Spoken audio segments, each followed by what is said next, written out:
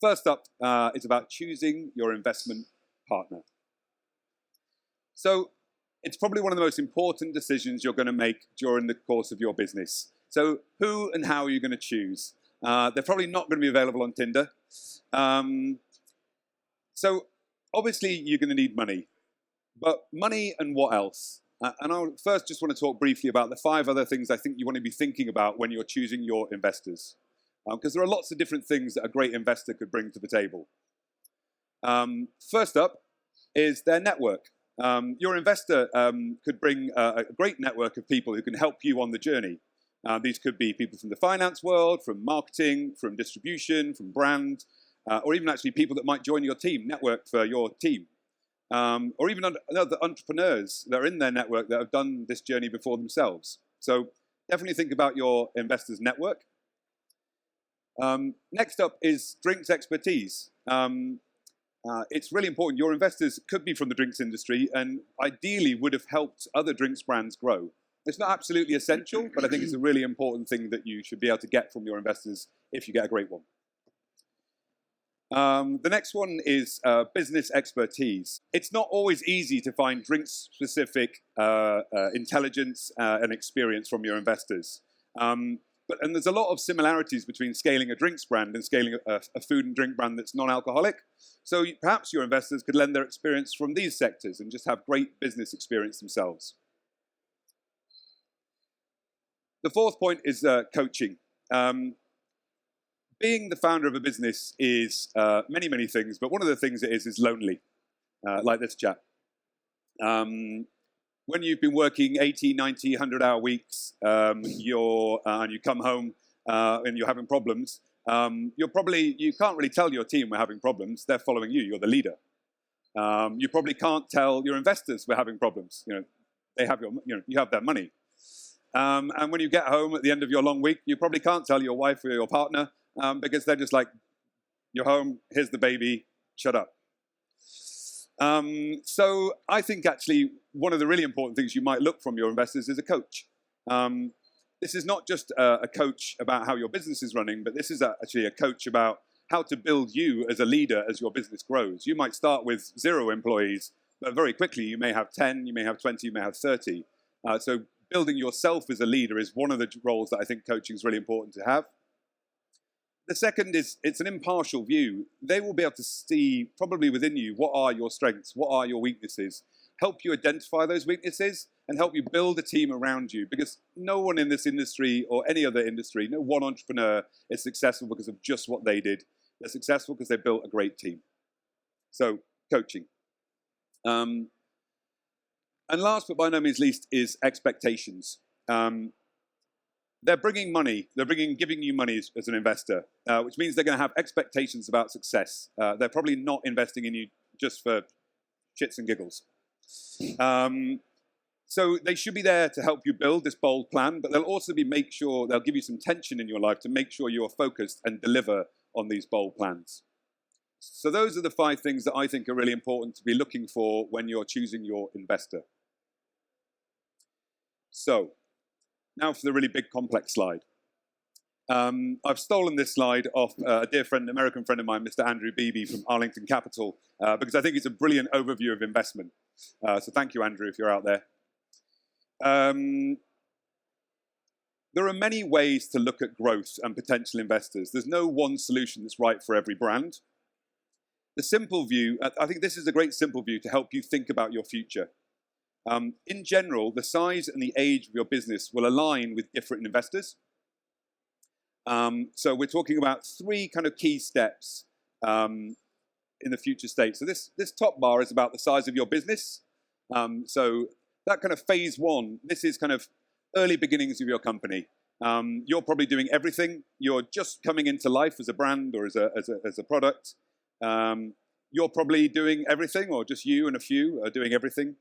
And so that's kind of chunk 1. Phase 2, that's probably when you're becoming more of a business. You've probably got multiple years of proven sales and growth. You're in your home market. Maybe you're entering a couple of other markets. Your team's growing. You're spending everything and then some. And investors are starting to look at you, your team, your financial position. So that's kind of phase 2, this revenue, no profit.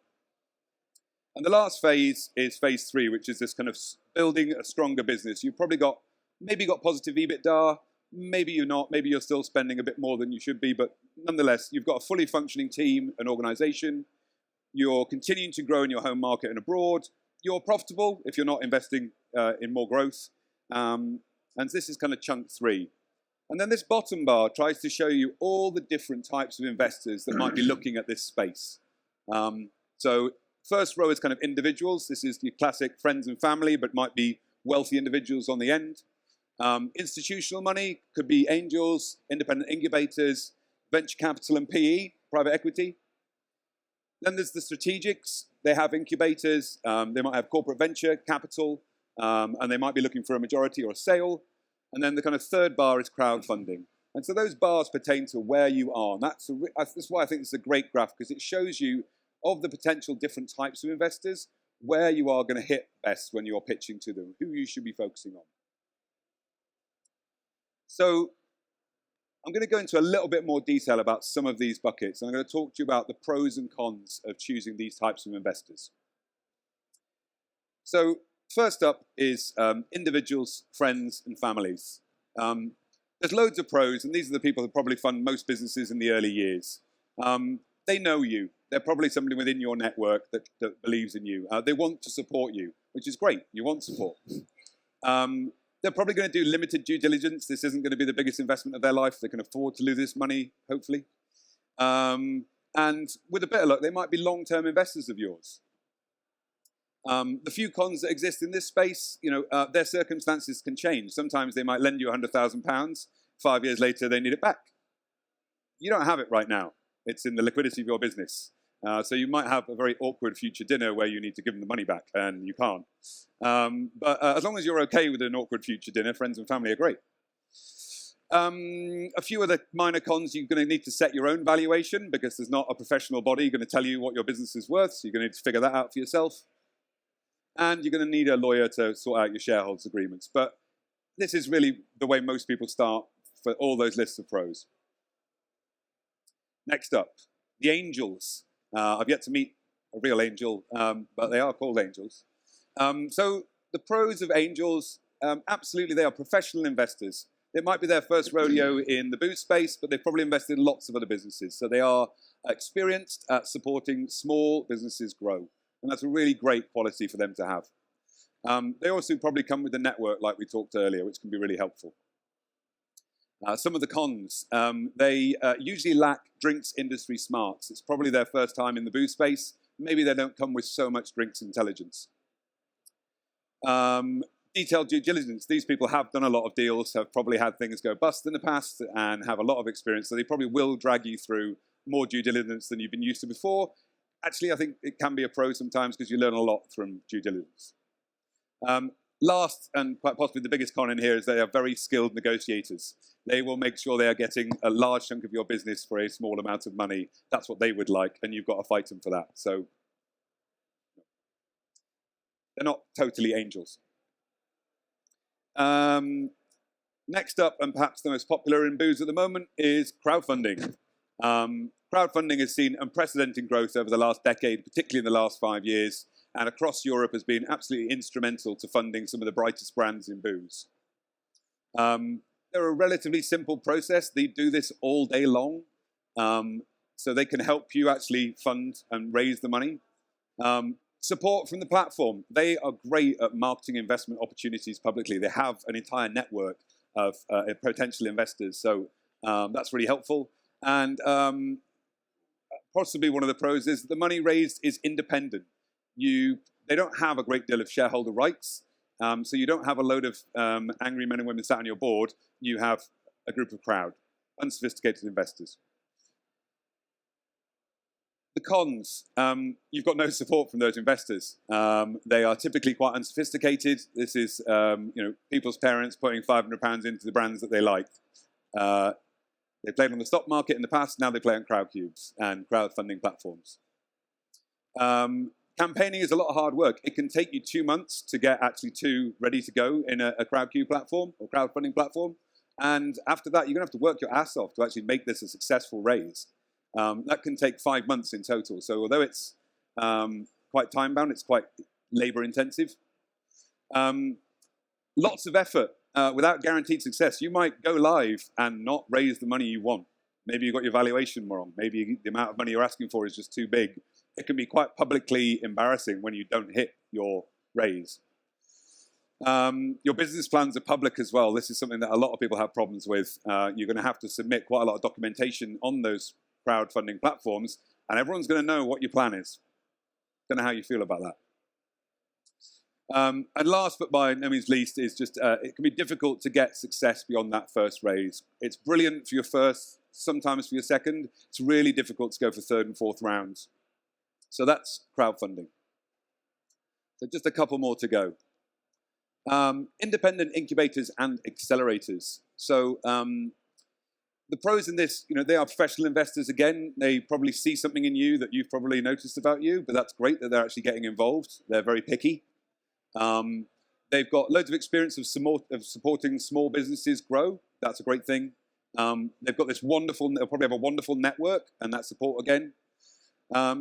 Some of the cons, the exit multiples can be capped. That's how some of these work. You won't get that they will own your business effectively.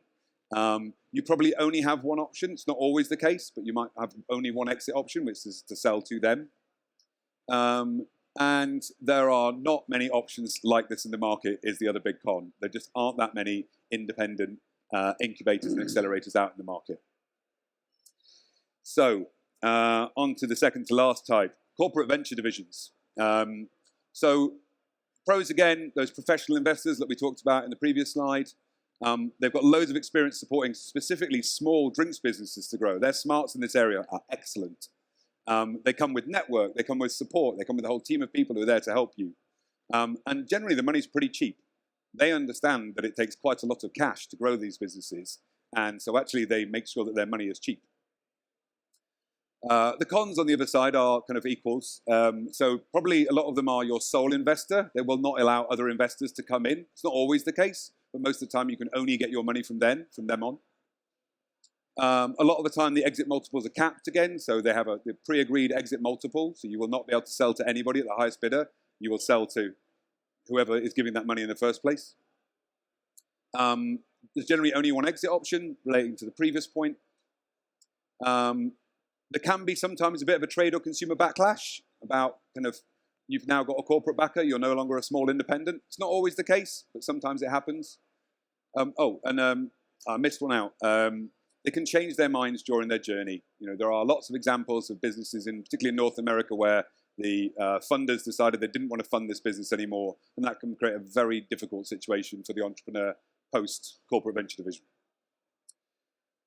So the last source of capital, and the biggest one, which doesn't really play here yet, but it will do, so private equity. Private equity, again, are very professional investors. They have huge experience. They've got that network and support. The limitations for these guys is actually a lot of private equity hasn't come into booze yet. Their limited experience in drinks, they're actually very new to the drinks industry because this area of startup that we work in is actually well below their radar in terms of check size. So they're typically not interested until you're at a scale of maybe 5 to 10 million in revenue. Because that's what they're looking for. They're used to taking existing solid businesses that are solid and growing them, not taking early stage businesses. So generally that check size is too large for a lot of the independent craft drinks businesses. But as this industry grows, and we see more and more businesses that are going past the 5 million revenue, past the 10 million revenue, you will see these guys and girls start coming into the market. So that's my list of pros and cons. In a brief summary, choose your investor thinking about the smarts they will bring as well as the money. The smarts is almost more important than the money. Make sure you are meeting the right investors depending on where you are on the journey. Don't waste private equity's time if you're just starting out. Do meet angels if you're just starting out. And last but no means least, be very aware that once you take the money, it's no longer your business, it's their business too. So that's all I have to say on this matter. Thank you very much.